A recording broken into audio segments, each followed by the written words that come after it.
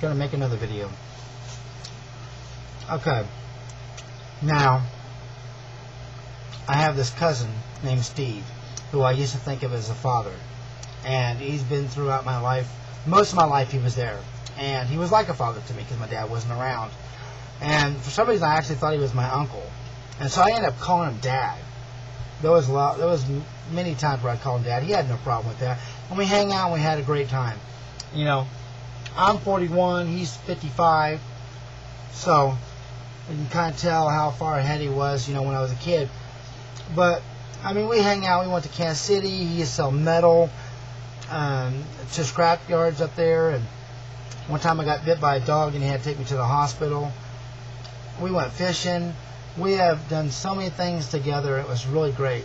But then, over time, you know, oh, he even lived on my property in a trailer in the driveway. And I don't know how long he lived there, but for a while. And he was in between jobs. And it was just a great time. And after a while, then, of course, I lost track of him and stuff like that. The last time I seen him was 5 years ago. So, 4th of July, I decided, let's go see if he's home. I had no idea if he would be or not, but, you know, let's try. And if he's not, at least we went on a drive. You know what I mean? So we went to his house. He was there. Actually, at first we got lost. We took the wrong road. But we ended up finding the right road the second time. Anyway, got to see him. You know, we gave each other hugs. Now, my cousin Steve, he's an alcoholic. Okay, he drinks all the time. But he's a nice alcoholic. And he's not abusive or mean or anything like that. But once he gets to a certain point, then he can go, like, crossing the line. You know what I mean? Like, maybe fall on you, you know, giving you a hug, start to do the crying thing. Have you ever been around people who drink and all that? Eventually you start crying, thinking about the past and all that. So there's like a limit. You know, you can have fun for so long. But anyway, so while we were there, we ended up taking a lot of pictures. And I told him I was going to be putting it on Facebook.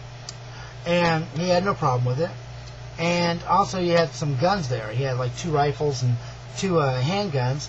And I have never shot a gun off in my whole entire life. And so he was going to let me do that. And I thought, man, this is awesome. This is on my bucket list. I wanted to shoot a gun.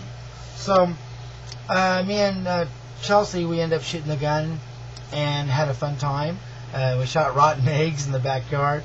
They were rotten, so no big deal. But there were 22s, and one was a 33 or something like that. That one was loud, and I only had 1 bullet for it. And unfortunately, I didn't get to shoot it. Chelsea did. But anyway, Chelsea's not too bad at shooting guns either. It was really cool. Your arm's in the way there, baby. Okay. So anyway, we had a great time. We stayed there for about 4 to 5 hours, and Peyton had a fun time. And at the end, it was hard to get out of there because he had drank too much, and so he was starting to doing this thing where he's pausing, like he's thinking about something, and jumping around, and you know, it looked like he was going to fall down any minute. So anyway, I told him that, you know, we'd be back and we'd visit him, you know, sometime later and stuff like that. And he said it was the best 4th of July he had in years, because it was just going to be him by himself. So anyway, 2 days later, you won't believe what happened. Talk to you guys later. Have a good one. Take care.